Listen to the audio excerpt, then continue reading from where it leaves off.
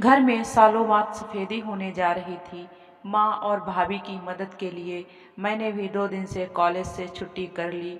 दीदी के जाने के बाद उनका कमरा मैंने हथिया लिया था। किताबों की अलमारी के ऊपरी हिस्से में दीदी की किताबें रखी थी। मैं कुर्सी पर चढ़कर किताबें उतार रही थी कि अचानक से 3-4 किताबें गिर पड़ीं। 1-2 किताबें जमीन पर अध खुली पड़ी थीं। उनको उठाने के लिए झुकी तो देखा 3-4 पेज का एक पत्र पड़ा हुआ था। अरे, यह तो जीजा जी का पत्र है, जो उन्होंने दीदी को इंग्लैंड से लिखा था। पत्र पर एक नज़र डालते हुए मैंने सोचा, दीदी का पत्र है, मुझे नहीं पढ़ना चाहिए। परंतु मन में पत्र पढ़ने की उत्सुकता हुई। माँ अभी रसोई में ही थीं। भाभी बंटी को स्कूल छोड़ने गई थीं।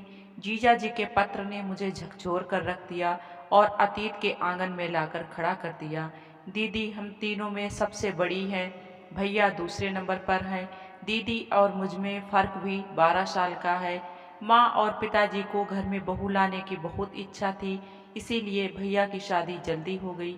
वैसे भी दीदी की शादी की प्रतीक्षा करते करते भैया तो कुंवारे ही रह जाते। उस दिन सवेरे ही सब लोग काम में लगे हुए थे। पूरे घर की अच्छे से सफाई की जा रही थी। माँ और भाभी रसोई में लगी थीं। दीदी को देखने के लिए कुछ लोग दिल्ली से आ रहे थे। वे दोपहर के 12 बजे तक हमारे घर पहुंचने वाले थे। दिल्ली से चलने से पहले उनका 10 बजे लगभग फ़ोन आ गया था। दीदी नहा धोकर तैयार हो रही थी। इस बार दीदी को देखने आने वाले लोग जरा दूसरी ही किस्म के थे।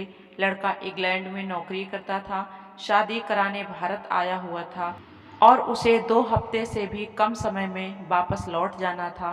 पिछले 5 वर्ष से दीदी को न जाने कितनी बार दिखाया जा चुका था। हमारे पड़ोस में ही दीदी की एक साथी प्राध्यापिका रहा करती थीं। वे हमेशा ही हमारे घर में होने वाली गतिविधियों को जान लेती थीं कि कोई दीदी को देखने आ रहा है। हर बार जब निराशा हाथ लगती तो दीदी उनके सामने लज्जित हो जाती थीं। बेचारी वे वैसे दीदी को कुछ नहीं कहती थीं, परंतु दीदी ही हर बार अपने को हीन और अपमानित महसूस करती थीं। पिछले कुछ महीनों में तो दीदी ने कई बार घर में काफ़ी क्लेश किया था कि वे भेड़ बकरी की तरह नहीं दिखाई जाएंगी, परंतु पिताजी की एक डांट के आगे बेचारी झुक जाती। हाँ, अपनी जिद, हीन भावना और अपमान के कारण वह खूब रोती। वे लोग ठीक समय पर ही आ गए थे। उन सब की खूब खातिरदारी की गई। वे खुश नजर आ रहे थे। लड़के के भैया, भाभी, छोटी बहन, माता पिता और 2 छोटे भाई और बड़े भाई के भी 3 बच्चे सभी बैठक में बैठे थे। लड़के की माँ, भाभी, छोटी बहन तो पहले से ही अंदर जाकर दीदी से मिल चुकी थी। जिस प्यार से लड़के की माँ दीदी को देख रही थी, उससे तो यही लगता था कि दीदी उन्हें बहुत पसंद आ गई हैं। खाने के पश्चात दीदी को बैठक में लाया गया, जहाँ सब लोग बैठे थे। लड़के के पिता और भाई दीदी को बड़े गौर से देख रहे थे। लड़का बेचारा चुप ही था। उसकी शायद समझ में नहीं आ रहा था कि क्या करें। वह दीदी से आंख मिलाने का साहस नहीं कर पा रहा था। लगभग आधे घंटे बाद लड़के के पिता ने कहा, इन दोनों को कुछ देर के लिए अकेला छोड़ देते हैं। एक दूसरे से एकांत में कुछ पूछना हो तो पूछ सकते हैं।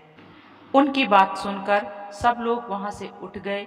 लगभग 20 मिनट पश्चात दीदी अंदर आ गईं। उनके आने पर लड़के के घर की महिलाएं बैठक में चली गईं। उन्होंने अपने परिवार के पुरुषों को भी वहीं बुला लिया। वे आपस में सलाह मशवरा कर रहे थे। लगभग आधे घंटे पश्चात लड़के के पिता ने मेरे पिताजी को बुलाया और उनके बैठक में पहुंचते ही कहा, मुबारक हो, हमें आपकी बेटी बहुत पसंद आई है। पिताजी ने माँ और भैया को भी वहीं बुला लिया। कुछ ही क्षणों में वहाँ का माहौल ही बदल गया। कुछ देर पहले का तनावपूर्ण वातावरण अब आत्मीयता में परिवर्तित हो चुका था। जब दीदी ने सुना कि उनको आखिर किसी ने पसंद ही कर लिया, तब उन्होंने चैन की सांस ली। वे लाज की चादर ओढ़े बैठी थीं। बैठक में पिताजी उन लोगों से सारी बातें तय कर रहे थे। माँ और भाभी महिलाओं से बातें कर रही थीं। थोड़ी देर बाद अंदर आकर लड़के की माँ ने अपने गले से सोने की चैन उतारकर दीदी को पहना दी। पहले तो उन सबका 4-5 बजे तक दिल्ली लौट जाने का कार्यक्रम था, परंतु अब रात का खाना खाए बिना कैसे जा सकते थे। माँ और भाभी खाने की तैयारी में लग गईं। मुझे भी मन मारकर रसोई में उन दोनों की मदद करने जाना पड़ा। खाने के तुरंत पश्चात ही वे लोग जाने की तैयारी करने लगे। दीदी अपने कमरे से नहीं आई। मैंने जिद करके होने वाले जीजा जी को दीदी के कमरे में ले आई और उन दोनों को अकेले छोड़ दिया। परंतु वे कुछ देर बाद ही बाहर आ गए। उन्होंने दीदी से क्या कहा यह तो दीदी ने मुझे बाद में कुदेरने पर भी नहीं बताया था। 3 दिन बाद पिताजी और भैया जाकर सगाई की रस्म पूरी करके आए। उन लोगों ने दीदी के लिए साड़ियाँ और सोने का एक सेट भेजा। घर में कुछ नज़दीकी रिश्तेदार आ गए थे। समय कम था, फिर भी परिवार के सब लोगों की दिन रात की मेहनत से सारी तैयारियां ही हो गईं। खूब धूमधाम से शादी हुई। किसी को विश्वास ही नहीं होता था कि लड़के वालों ने 6 दिन पहले ही हमारे घर आकर पहली बार दीदी को देखा था। सवेरे 8 बजे बारात विदा हो गई। दीदी हमारा घर सूना करके चली गई थी। दीदी को जीजाजी अगले ही दिन ब्रिटेन के हाई कमीशन ले गए। उनके लिए वीजा मिलने में कुछ दिन तो लग ही जाने थे। दिल्ली में दीदी से हम मुश्किल से 40 घंटे बाद मिले थे, परंतु ऐसा लगा कि जैसे मुद्दतों के बाद मिले हों। दीदी बहुत थकी थकी नजर आ रही थीं, कुछ उदास भी थीं। आखिर जीजा जी लंबी हवाई यात्रा पर जो जा रहे थे। जीजा जी के विमान के चले जाने पर हम लोग मोदी नगर रवाना हो गए। दीदी की सास ने तो घर चलने की काफ़ी जिद की, पर माता पिताजी नहीं माने। 1-2 दिन बाद भैया दीदी को लिवाने के लिए उनके यहाँ जाने वाले ही थे। दीदी भी घर आने की इच्छुक थी। उन्होंने अपनी अभी नौकरी से इस्तीफा नहीं दिया था। 2 दिन बाद भैया दीदी को लिवा लाए। घर में जैसे बाहर आ गई। दीदी का कॉलेज जाने का वह आखिरी दिन था। उन्होंने सवेरे ही अपना इस्तीफा लिख लिया था। वे रिक्शा वाले की प्रतीक्षा कर रही थी, तभी दरवाजे की घंटी बजी। दीदी ने जल्दी से दरवाज़ा खोला। उनके नाम से रजिस्ट्री थी। जीजा जी ने ही रजिस्ट्री पत्र भेजा था। दीदी पत्र को उत्सुकता से खोलने लगी। उनके हवाई टिकट के साथ एक पत्र भी था। दीदी ने हवाई टिकट पर एक नज़र डाली। अरे, अगले इतवार की ही हवाई उड़ान है। मैंने टिकट दीदी के हाथ से ले लिया। दीदी पत्र पढ़ने लगी। अचानक मुझे उनके चेहरे का रंग उड़ता सा नजर आया। जीजा जी ठीक है ना? मैंने घबराकर पूछा। हाँ ठीक हैं, दीदी ने बस यही कहा। उनका चेहरा बिल्कुल पीला पड़ गया था। वे मुझे वहीं छोड़कर स्नान घर में चली गईं। मैंने जीजा जी का भेजा हवाई टिकट माँ को दिखाने के लिए रसोई घर में चली गई। कुछ देर में ही भाभी भी आ गईं। रिक्शा वाला बाहर घंटी बजा रहा था। हम लोग हवाई टिकट देखकर इतने उत्साहित हो गए कि दीदी की अनुपस्थिति का एहसास ही नहीं हुआ। दीदी जब स्नान घर से निकली तो सीधी रिक्शा की ओर जाने लगी। भाभी ने रोका तो बस यही कह दिया, भाभी मुझे देर हो रही है।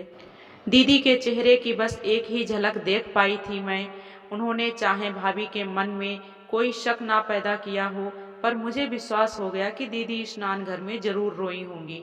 शायद वे इतनी जल्दी हम सबको छोड़कर विदेश जाने से घबरा रही थी। जीजा जी के साथ उन्होंने कितना कम समय बिताया था। वे दोनों एक दूसरे के लिए लगभग अजनबी ही तो थे। दीदी का उसी दिन से मन खराब रहने लगा। 2-3 बार तो रोई थी। माता और पिताजी ने उन्हें समझाने के अलावा और कर भी क्या सकते थे। इंग्लैंड जाने से 2 दिन पहले वे अपनी ससुराल चली गई। दीदी को हवाई अड्डे पर विदा करने के लिए उनकी ससुराल के लोगों के साथ साथ हम भी पहुंच गए थे। तब दीदी में काफ़ी परिवर्तन सा नजर आ रहा था। विदा लेते समय दीदी के जेठानी ने उनसे कहा, अब तो हमें जल्दी से खुशखबरी देना। दीदी चली गई। हम लोग भी वापस मोदी नगर आ गए। जीजा जी ने दीदी के लंदन पहुंचने का तार उनके वहां पहुंचते ही दे दिया। तार पाकर घर में सबको बहुत राहत मिली। दीदी का पत्र भी आ गया। माँ ने उनके पत्र न जाने कितनी बार पढ़ा होगा। दीदी के जाने के बाद कई सप्ताह तो घर सूना सूना सा लगा, परंतु बाद में सब सामान्य हो गया। जीजा जी और दीदी के पत्र हमेशा नियमित रूप से आते रहते थे। दीदी ने माँ पिताजी को तसल्ली दे रखी थी कि उनकी बेटी वहाँ बहुत खुश है। उनको इंग्लैंड गए 2 साल हो जा रहे थे। माँ ने कभी दीदी को भारत आने के लिए ही नहीं लिखा था। सोचा था उचित समय आने पर ही आग्रह करेंगी। माँ की नज़रों में उचित समय मेरी शादी का ही अवसर था, जिसके लिए माँ पिताजी दौड़ धूप कर रहे थे। माँ ने रसोई से आवाज़ दी, सफेदी करने वाले आते ही होंगे, सामान जल्दी से निकाल कर कमरा खाली कर दो। अच्छा माँ, मैंने उत्तर दिया। पता नहीं उसी समय अपनी दीदी पर इतना स्नेह उमड़ आया, भावावेश में मेरी आंखें भीग गईं। फिर मुझे जीजाजी का ध्यान आया। उन्होंने अपने प्यार से दीदी के अधूरे जीवन में शायद कुछ पूर्णता सी ला दी है। यह तो हमें शायद कभी पता ही नहीं चल पाएगा कि दीदी वास्तव में खुश हैं या नहीं, परंतु उनके पत्रों से इस बात का जबरदस्त एहसास होता कि जीजाजी उनको प्यार बहुत करते हैं। भाभी बंटी को विद्यालय छोड़कर आ गई थी। इससे पहले कि भी मुझे जीजाजी का पत्र पढ़ते देखते हुए पाती, मैंने पत्र की कुछ खास पंक्तियों पर आखिरी नज़र डाल ली। जीजाजी ने स्पष्ट शब्दों में लिखा था कि घर वालों की जिद के आगे झुककर ही उन्होंने शादी की थी। उनकी इस भूल के लिए वे स्वयं ही जिम्मेदार हैं। घर वालों में से किसी को भी नहीं मालूम था कि वे अपनी पत्नी को एक पति का सुख देने में असमर्थ हैं। वे अपनी इस शारीरिक असमर्थता को अपने परिवार वालों के सामने स्वीकार नहीं कर सके, इसीलिए वे अत्यंत दुखी हैं। जीजाजी के पत्र के छोटे छोटे टुकड़े करके मैं उसी बाहर कूड़ेदान में फेंक आई थी।